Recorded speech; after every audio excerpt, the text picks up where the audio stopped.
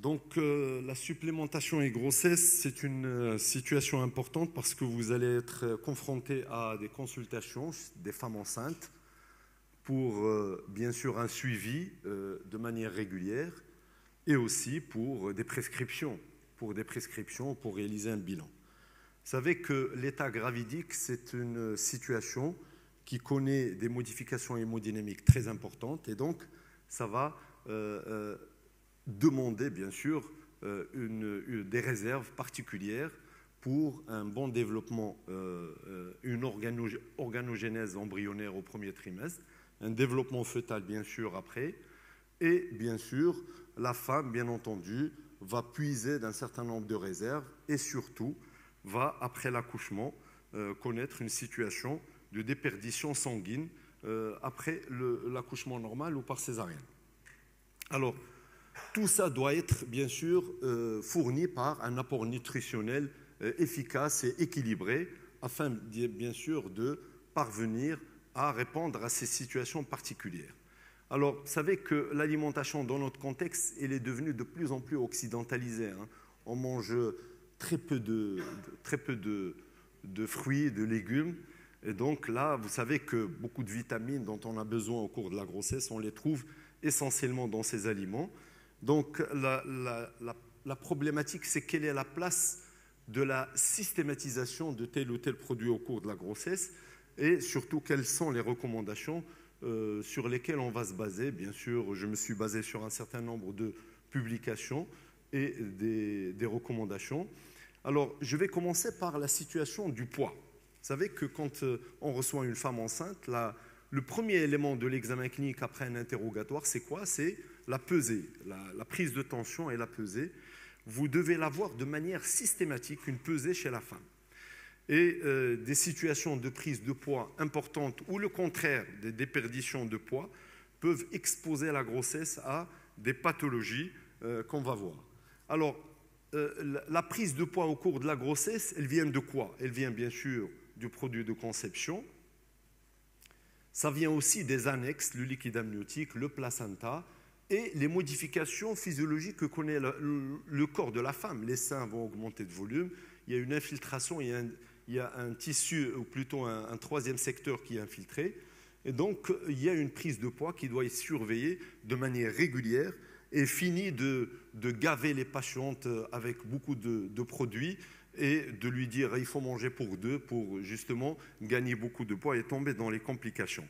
Alors maintenant, les choses sont claires. Depuis la publication de l'Institute of Medicine aux États-Unis, qui a établi des règles concernant la prise de poids au cours de la grossesse. Regardez, on doit prendre le poids en fonction de l'indice de masse corporelle initial.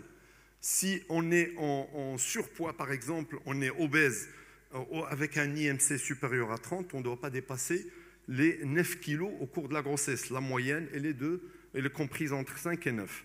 Et si, bien sûr, on est en dénutrition, avec un IMC qui est inférieur à 18, alors la prise de poids, elle peut tolérer jusqu'à 18 kg au cours de la grossesse. Alors, quelles sont les conséquences d'un gain pondéral excessif? Bien sûr, plus on prend du poids, plus, bien sûr, le produit de conception risque de prendre aussi du poids. Il y a surtout lorsqu'on mange beaucoup de sucreries, et donc il y a risque de macrosomie, risque cette macrosomie peut se compliquer de dystocie des épaules au cours de l'accouchement, et surtout les complications à long terme d'un enfant qui est né macrosome avec le risque d'obésité infantile et même de diabète à long terme chez l'enfant. Les risques maternels sont clairs.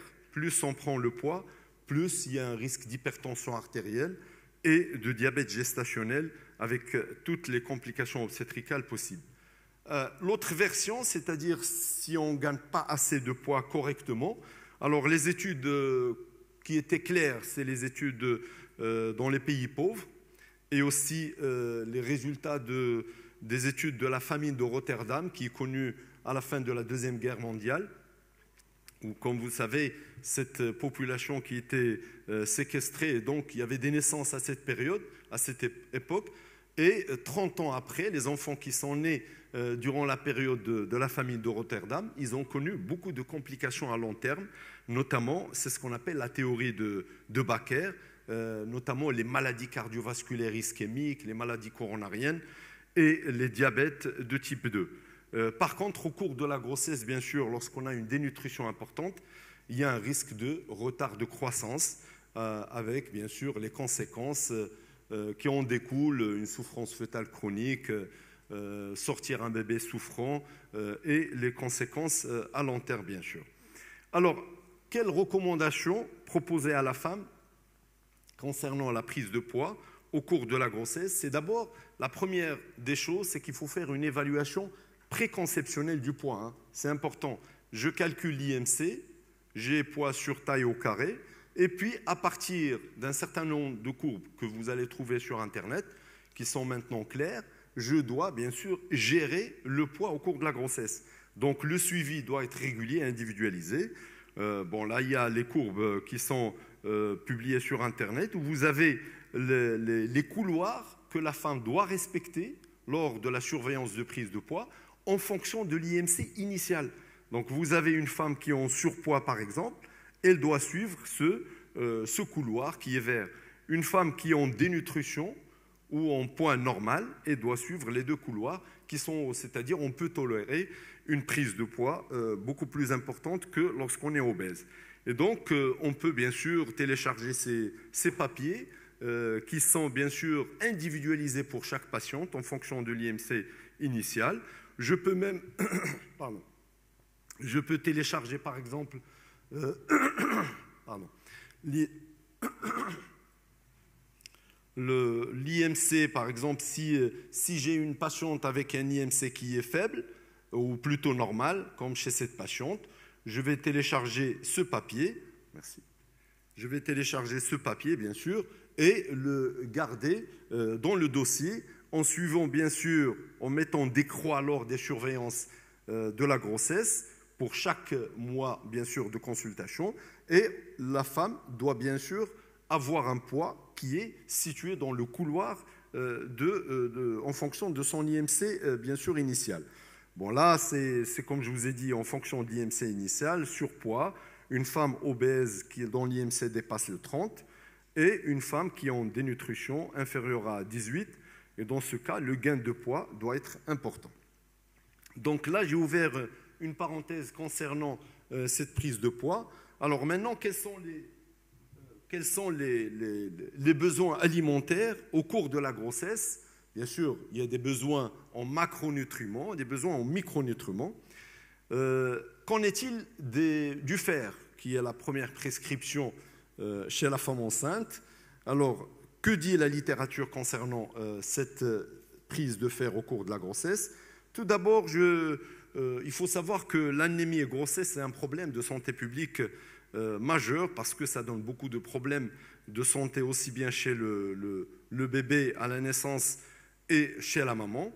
Et la définition, elle est claire de l'anémie aux grossesse. On ne va pas se plier à la définition d'une femme qui n'est pas enceinte, mais le CDC et l'OMS en 2023, ils ont défini l'anémie au cours de la grossesse lorsque vous avez une hémoglobine inférieure à 10,5 au deuxième trimestre et lorsqu'elle est inférieure à 11 au premier et au troisième trimestre. Alors tout ça est géré en fonction de cette hémodilution qui est de plus en plus gagnée au cours de la grossesse.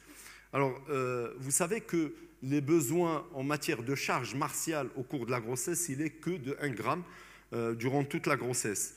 Et on sait qu'une femme, elle a connu des menstruations durant lesquelles elle a perdu du sang, elle a réduit sa charge en fer, et donc elle va rentrer à une grossesse parfois avec une ferritine basse. Et donc tout ça montre que la prévalence de l'anémie elle est importante. Regardez, au Maroc, d'après les thèses qu'on a réalisées par les étudiants, en fonction bien sûr des régions, l'anémie au cours de la grossesse elle est variable de 32 à 60%. C'est vrai qu'on ne va pas la retrouver dans les régions urbaines, mais on va la retrouver beaucoup plus dans les régions rurales avec une alimentation qui est un peu particulière. Alors, dans les pays développés, cette prévalence elle est de 10 à 20%, et l'OMS en 2023. Elle a publié un compte-rendu concernant la fréquence globale, elle est de 40%, tous les pays confondus, bien sûr. Alors, quelles sont les femmes à risque de développer une anémie au cours de la grossesse? Ce sont les femmes qui font des grossesses à rapprocher, les multipares. Même dans les régions urbaines, on commence à voir quelques femmes qui font des régimes excessifs avec, bien sûr, des régimes hypocaloriques, des régimes avec des carences en fer de manière importante. Quand je dis carence en fer, c'est les végétariennes et les végétaliennes. Les femmes aussi de faible niveau socio-économique, on ne mange pas beaucoup de viande, et les femmes qui font des petits saignements à répétition au cours du premier trimestre. Alors, les manifestations cliniques de cette anémie au cours de la grossesse, c'est la manifestation générale de toute femme en général, mais il faut toujours chercher cette anémie parce que c'est vrai qu'on va demander une numération systématiquement lors de bilan de T1, mais il faut quand même si je l'ai demandé il y a 6 ou 7 semaines, la femme risque de développer un certain nombre de symptômes qu'à chaque fois je vais les inculquer concernant la symptomatologie de la grossesse, telle que les essoufflements, les vertiges, palpitations, céphalées. Donc tout ça peut être rattaché aussi à cette anémie aux grossesses. Alors, concernant le retentissement, c'est ce qui nous intéresse, c'est ce qui a un risque de l'anémie au cours de la grossesse. Oui, un risque sur le déroulement de la grossesse, c'est le risque de retard de croissance, le risque d'accouchement prématuré qui est multiplié par 2,5 à 3, le risque d'augmentation de morphotane in utero, et en général, ce qui a été publié, c'est qu'il n'y a aucun risque que l'enfant naisse avec une anémie parce que tout simplement sa maman a fait une anémie au cours de la grossesse. Non, le fœtus, il gère sa physionomie et sa physiologie à travers cette unité fœtoplacentaire qui est très importante pour lui, bien sûr. Alors, chez la maman, il y a le risque aussi de transfusion en postpartum. Lorsqu'on est à 8 ou 7 grammes d'hémoglobine, on va accoucher bientôt. C'est clair qu'on va perdre 1,5 ou 2. Et donc, on risque de faire des états de choc en postpartum. Et donc, on a souvent recours parfois à des transfusions. Le risque de retard à la cicatrisation des plaies, que ce soit l'épisiotomie si on accouche par voie normale, ou les plaies opératoires. Et d'ailleurs, on le voit chez les femmes césarisées, par exemple, le lendemain, vous avez un profil de femmes qui se lèvent rapidement, qui font leur marche sans problème, et un profil de femmes qui, dès qu'elles se lèvent, elles tombent, elles font des hypotensions orthostatiques, et ils sont très fatigués. Lorsque vous faites une numération, vous allez trouver la différence, elle est énorme. Alors, maintenant, la supplémentation systématique. Le terme de systématique est important. Est-ce qu'il faut la faire? C'est ça la controverse. Quels sont les bénéfices si on la fait de manière systématique? C'est l'augmentation des réserves maternelles, c'est la réduction des complications néonatales, mais il y a des controverses, il y a des publications qui ont été réalisées sur cette donner le fer de manière systématique, même si la femme n'en a pas besoin, c'est-à-dire avec une hémoglobine qui est normale, est-ce qu'on a le droit de donner le fer? Pour ne pas vous cacher, on va juste augmenter tout ce qui est intolérance digestive concernant l'adjonction. Certaines publications, ils parlent d'augmentation du risque du diabète gestationnel et aussi parce qu'il y a des radicaux libres, comme vous savez, avec le fer et avec toutes les conséquences de la libération de ces radicaux libres par le risque oxydatif. Bref, ça c'était entre parenthèses. Et est-ce qu'il y a des recommandations concernant la prescription de fer au cours de la grossesse?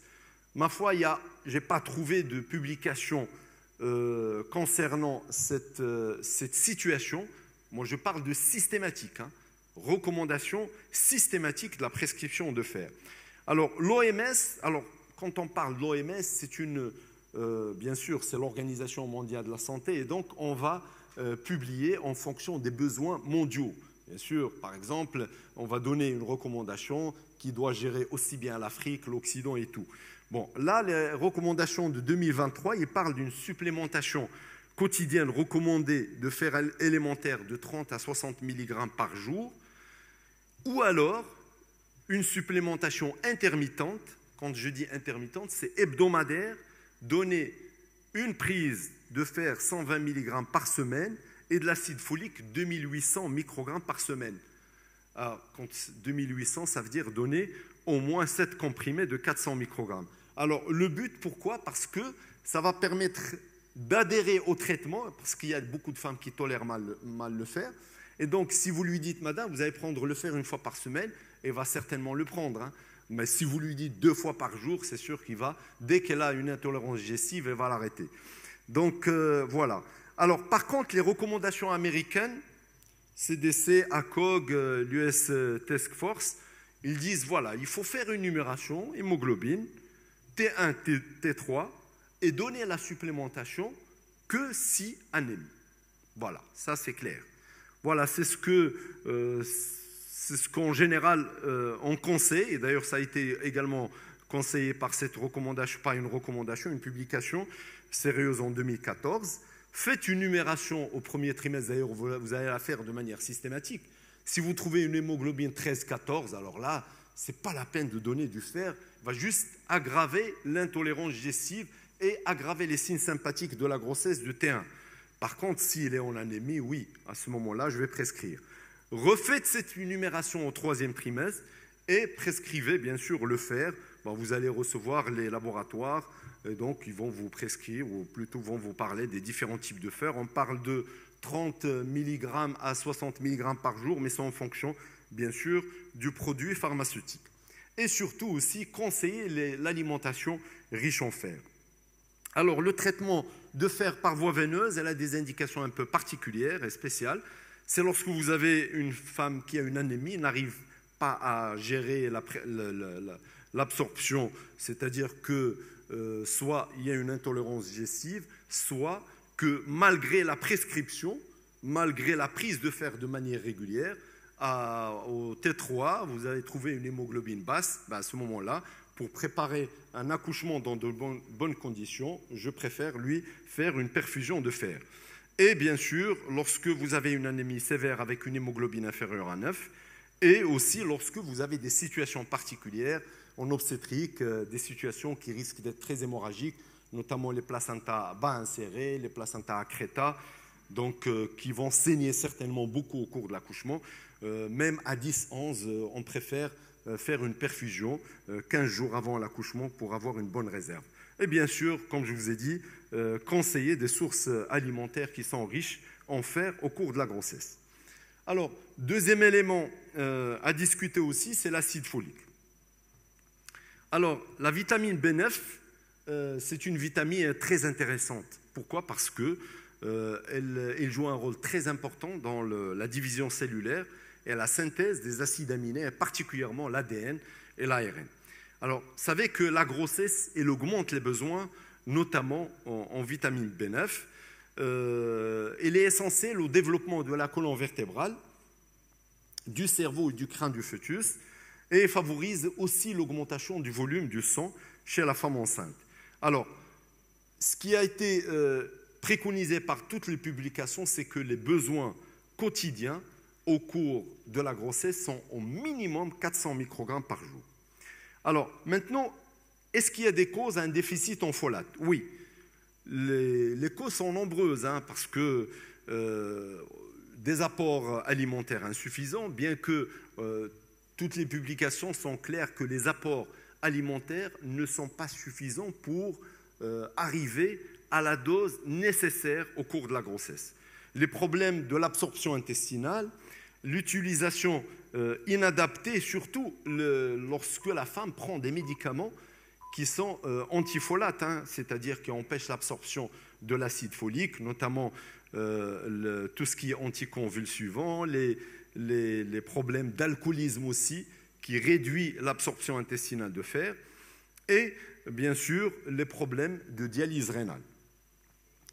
Quelles sont les conséquences maternelles, je dis bien maternelles, d'un déficit? C'est un risque d'anémie chez la femme, risque de glossite lorsqu'on a des déficits très importants, diarrhée, troubles dépressifs et confusion. Mais ce qui nous intéresse aujourd'hui, c'est surtout les conséquences fœtales d'un déficit en acide folique.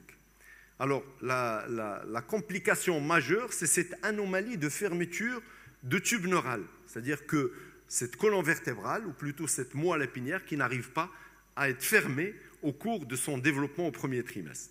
Alors, ceci va conduire à des anomalies de méningocèle, myéloméningocèle, parfois même anencéphalie, encéphalocèle. Alors, la relation de cause à effet a été claire. Hein. C'est-à-dire que ne pas prendre la dose suffisante en acide folique peut engendrer, bien sûr, ces anomalies fœtales. Alors, quelques chiffres. Regardez, d'après le recensement de l'OMS, plus de 260 000 cas d'anomalies de fermeture tube neural chaque année, parce que tout simplement, la supplémentation n'est pas réalisée de manière systématique. Alors en Europe, on continue à avoir aussi, malgré la supplémentation, on continue à avoir ces anomalies de fermeture tube neural. C'est 9 pour 10 000 naissances, d'après les registres. Alors là, c'est des choses que vous connaissez. Je passe rapidement. Ces anomalies de fermeture tube neural à l'échographie. Alors, il y a eu des essais sur la supplémentation systématique qui ont confirmé que lorsque vous rajoutez de l'acide folique au cours de la grossesse, vous allez réduire énormément la fréquence de ces anomalies de fermeture tube neural. Alors, la question qui se pose actuellement, c'est l'enrichissement dans la farine en acide folique. Comme vous savez, par exemple, au Maroc, il y a l'iode qui est rajouté dans les sels, mais on n'est pas encore arrivé à l'enrichissement de la farine.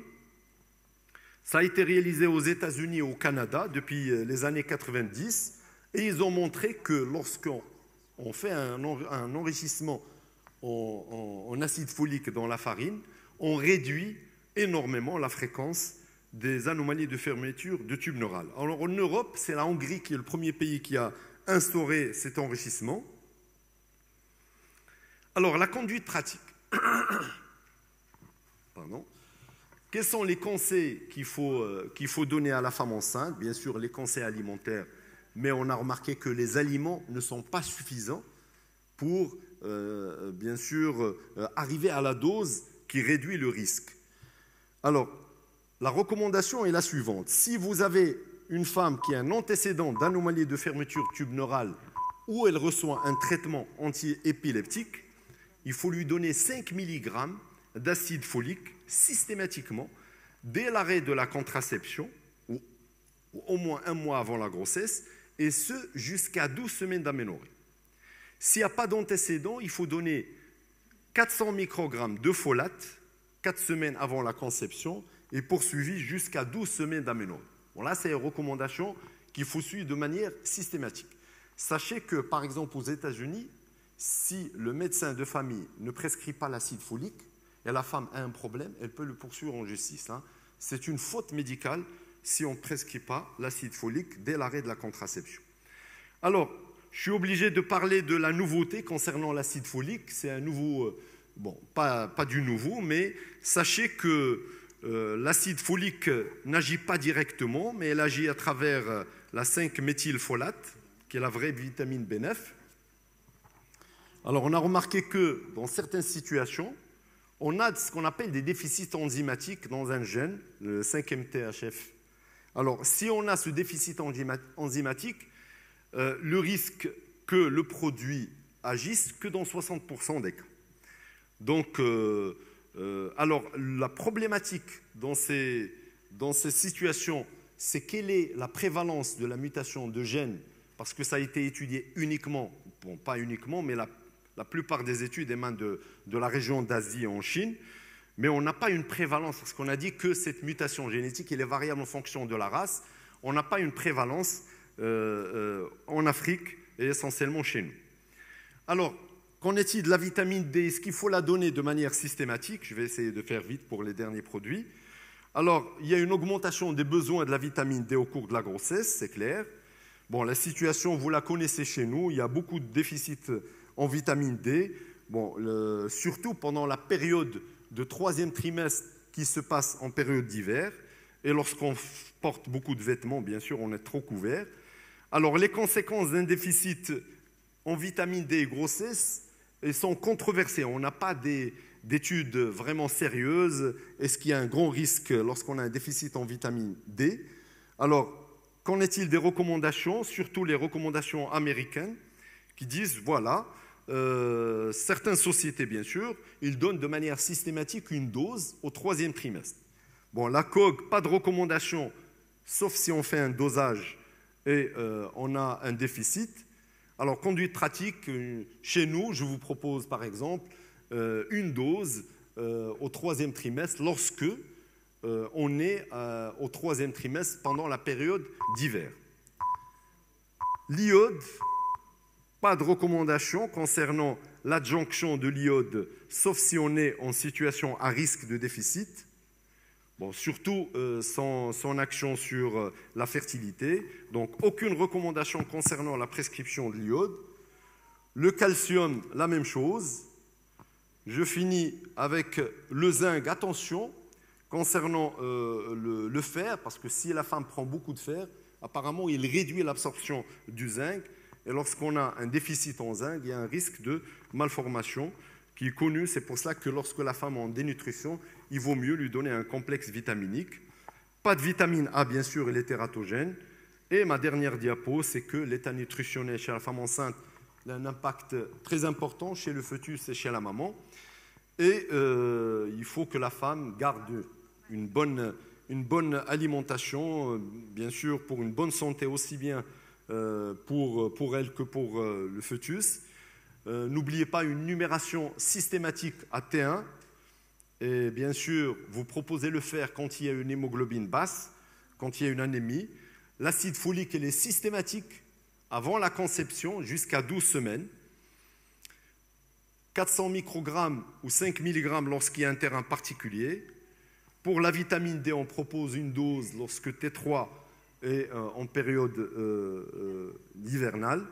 Et les complexes vitaminiques, pas systématiquement, sauf s'il y a bien sûr une subcarence. Et je vous remercie.